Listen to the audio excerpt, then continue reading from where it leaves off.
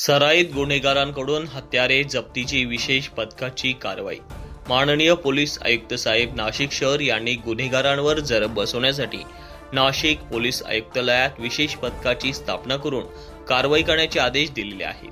त्या अनुषंगाने विशेष पथकातील अंमलदार पोलीस नाईक 911 दत्तात्रय चकोर यांना गुप्त बातमीदारामार्फत बातमी मिळाली की एक इसम बोरगड नाशिक येथे कोयते विक्रीकरिता घेऊन येणार आहे। त्यानुसार विशेष पथकातील अधिकारी व अंमलदार यांनी दिनांक 5 फेब्रुवारी 2024 रोजी संध्याकाळी 6:30 वाजता म्हसोबा वाडीकडून म्हसरूडकडे जाणाऱ्या रोडवर कॅनलच्या पुलावर बोरगड म्हसरूड नाशिक येथे सापळा लावला।